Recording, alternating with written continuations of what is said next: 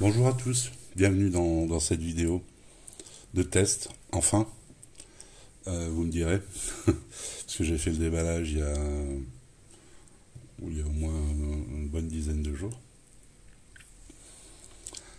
J'ai fait le Mi Pad 4 Plus avant, enfin voilà, j'avais pas eu le temps de faire le test avant. Donc, je vais vous donner mon avis, mon impression sur ce téléphone, sur ce Humidigi GF1. Déjà sur le design, on peut voir qu'il est beau. Hein. Je trouve le design très réussi.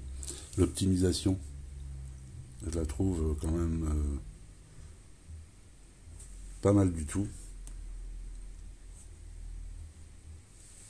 Un écran goutte d'eau en forme de vague, hein. C'est pas un œillet ou une bulle. Donc je trouve plus agréable. Donc c'est avec une batterie de 5150. Hein. Donc il est compact, il est fin. Enfin il est compact, il est fin malgré tout. Et il fait moins de 200 grammes. Il fait 186 grammes exactement. Mais son design n'a pas été sacrifié malgré sa grosse batterie. Alors bon, vous aurez toutes les caractéristiques dimension poids dans la vidéo de déballage. Je vous invite à aller la voir. Je vous mettrai ici en haut dans le i le lien. Je le mettrai dans la description aussi. Donc on va parler de l'écran. Donc l'écran, hein, c'est un écran de 6,3 en Full HD+, en 2340 par 1080.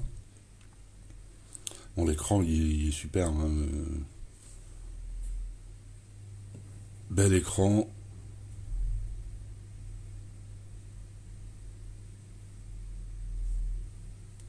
Comme je vous ai montré, c'est bien optimisé. Le ratio, je crois qu'on est proche des 84%. Donc ce qui est digne des marques, marques plus connues, plus grandes marques, quoi. Et on est sur un Android stock, Android 9. Donc je vais vous montrer des photos et des vidéos. Je disais. Alors on va voir si... on va d'abord regarder quelques photos.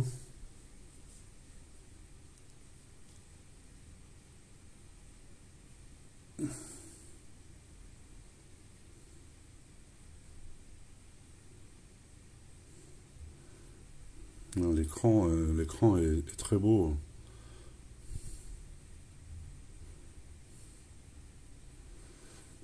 On va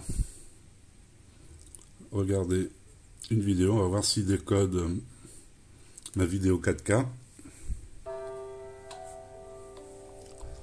sans problème. Je vais mettre du son, comme ça on profitera aussi du son.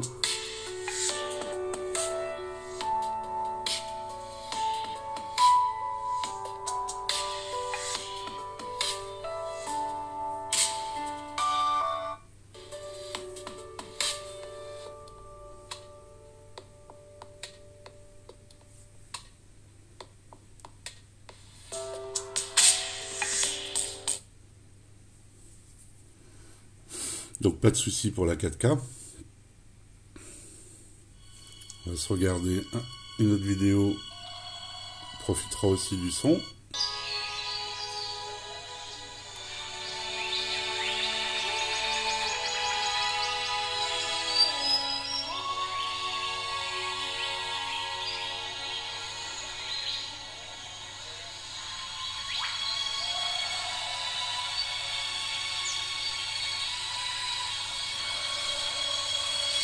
Voilà.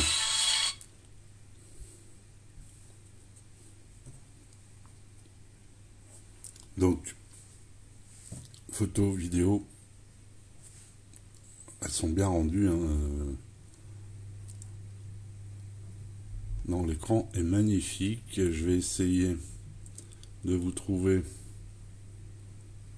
une musique libre de droit.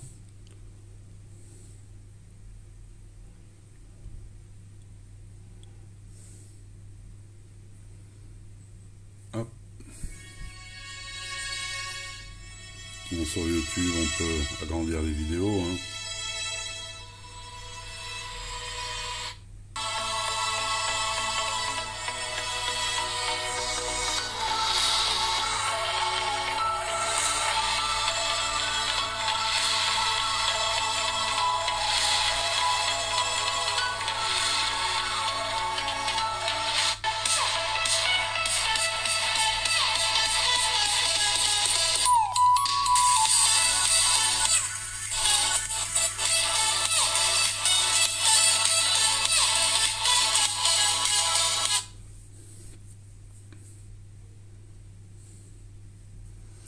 Le son est puissant, il est pas mauvais.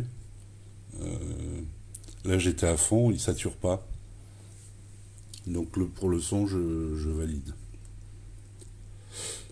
Alors, donc pour ce qui est l'écran, c'est un 10 touches. Je vous mettrai une incrustation sur l'écran. Vous avez peut-être vu d'autres vidéos, on vous disait que c'était un 5 touches, mais alors j'avoue que j'ai eu des difficultés. J'avais fait une première capture en 5 touches aussi. Mais j'étais pas satisfait, je me demandais s'il n'y avait pas un problème. Et j'ai réussi à faire une capture d'écran en 10 touches. Et donc c'est bien un 10 touches, voilà. Donc je vous mettrai des incrustations dans l'écran. Ce que je cherche, c'est à faire des vidéos pas trop longues. Donc pour l'écran, oui, il n'y a pas de LED de notification.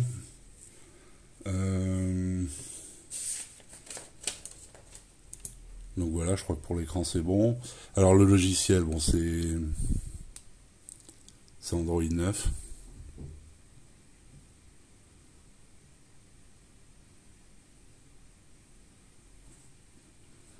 Donc voilà.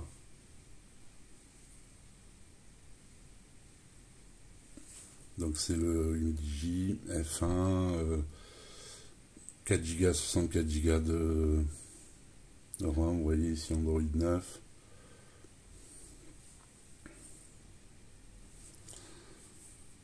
Alors, on va parler des options. Ici, vous avez geste, par exemple, dans le système. C'est simplement pour attribuer un raccourci à l'appareil photo ou pour éventuellement le mettre en mode silence. Après, vous avez ici, là c'est mal traduit, le Smart Assistant. Bon, Smart Assistant, à la limite, pourquoi pas, hein, assistant intelligent. Mais vous avez ici donc des fonctions alors, qui sont mal traduites. Hein. Clé de fonction, en fait, c'est le menu de navigation, quoi.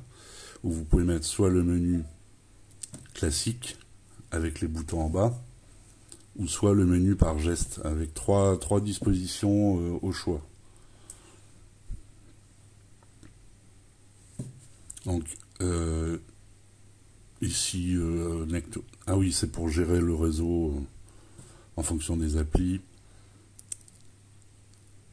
Ici, c'est pour... je sais pas, c'est pas la même chose que le Duraspeed, quoi. C'est pour les applications en arrière-plan. Ici, c'est des gestes pour, par exemple, vous retournez le téléphone, il arrêtera de sonner, ou la musique, etc. En retournant le téléphone. Ouais, ça a été un peu traduit, parce que j'ai eu une mise à jour tout à l'heure, avant de faire la vidéo. Ici, vous pouvez faire des captures d'écran vidéo. Et ici, vous avez un logiciel pour scanner les QR codes. Voilà, après, c'est le classique. Si, dans l'affichage, vous avez le Meravision. Voilà. Pour régler les températures des couleurs, le contraste, etc. Après, vous n'avez rien de spécial. Le menu fingerprint pour entrer vos empreintes. D'ailleurs, on va le tester.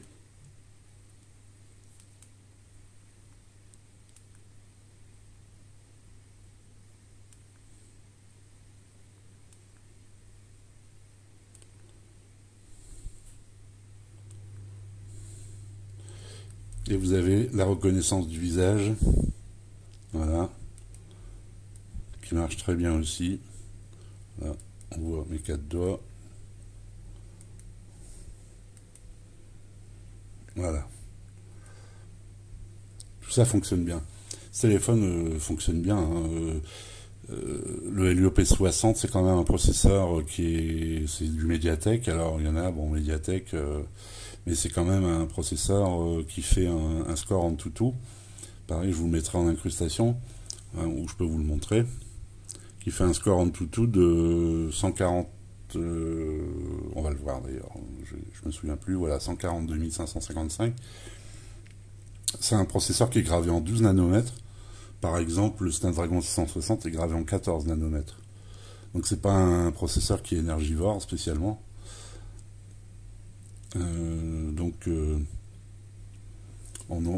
trouvera une autonomie plus que satisfaisante avec sa grosse batterie. En plus, 128 Go de stockage. Donc vous avez de quoi voir venir. Et puis en plus, on peut mettre une carte mémoire. Donc, je vais pas vous parler du GPS,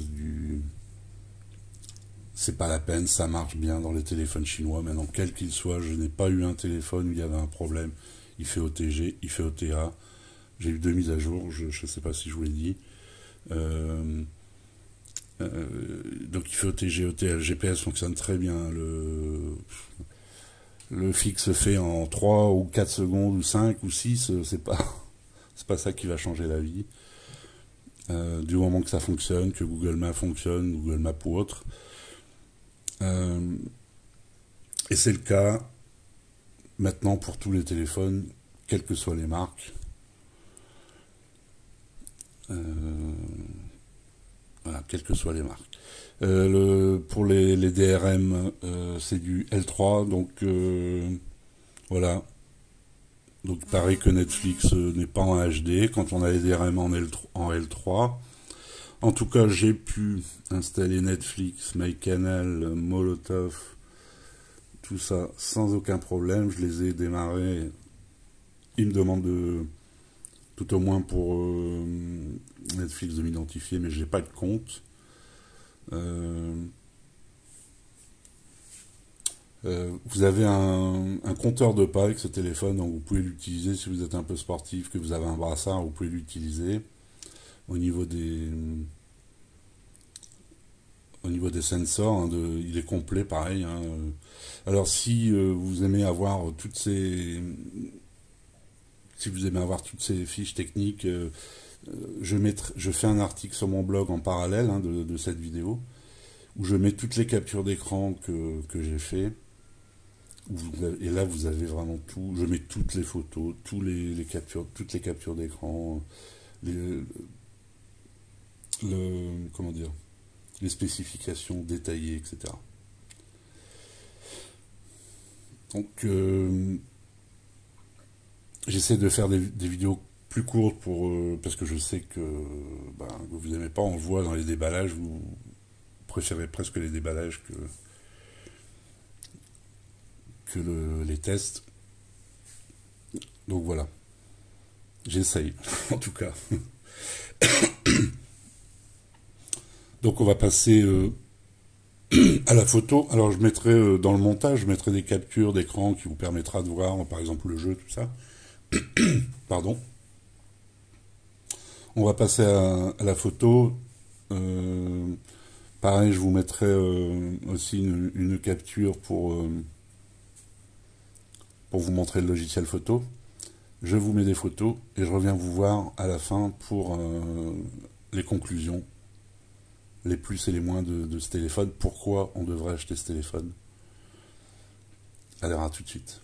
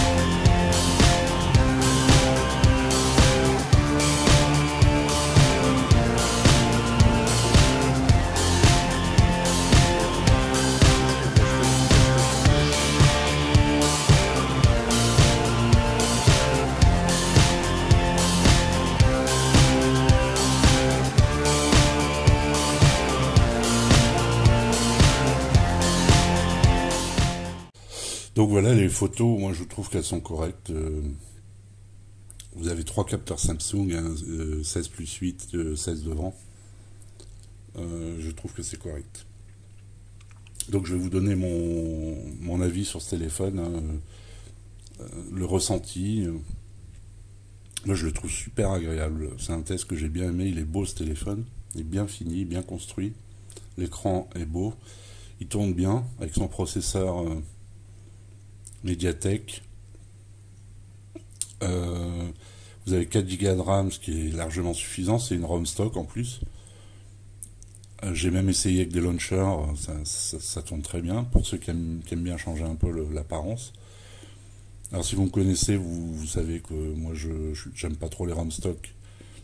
Et s'il y avait MIUI dedans, par exemple, ce téléphone serait parfait, hein.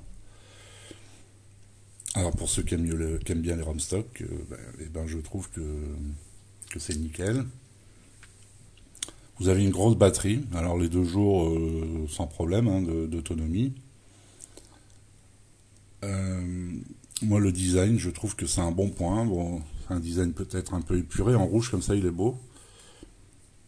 Mais je le trouve joli. Alors, bon, après chacun ses goûts.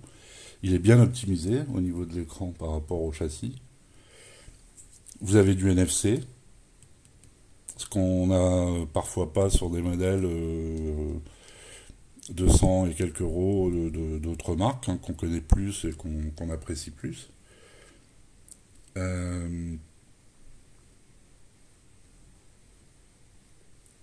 J'ai eu donc 2 mises à jour. Oui, voilà. Oui, je réfléchissais parce que il y avait quelque chose que là on voit pas. Je vais ouvrir des applications.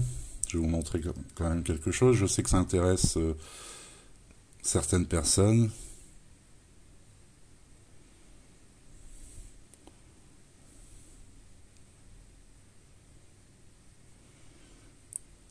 Normalement, je comprends plus là. On avait les notifs ici, voilà. Si on a les notifs ici.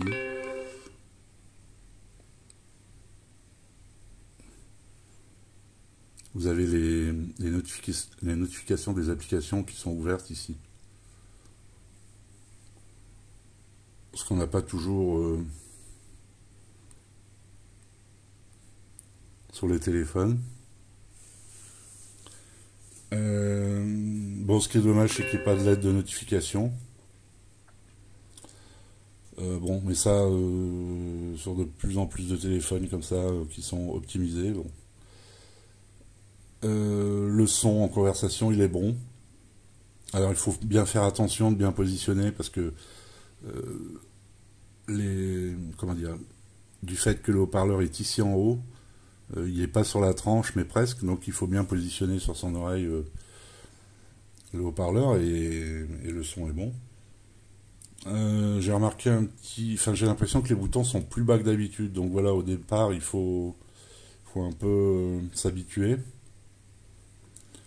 Je vous dis, il n'est pas lourd, il est très agréable. Donc dans les moins, j'ai pas grand chose à dire. J'ai pas constaté de bug. J'ai eu 2 mises à jour.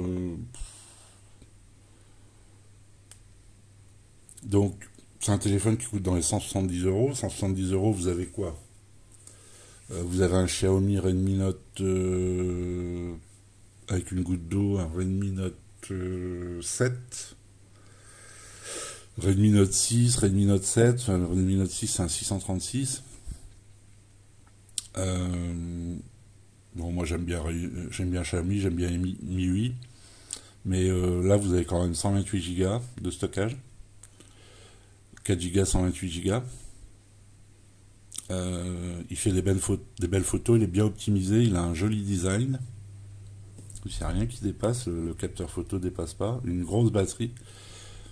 Donc 177 euros, si c'est un téléphone qui est très intéressant et par rapport à la concurrence qui est à sa place, en tout cas. Voilà, je vous remercie de m'avoir suivi. Je mettrai les liens dans la description. Mettez un pouce si la vidéo vous a été utile. Abonnez-vous. Je mettrai un lien où je l'ai trouver le moins cher dans la description. Voilà, à bientôt, ciao.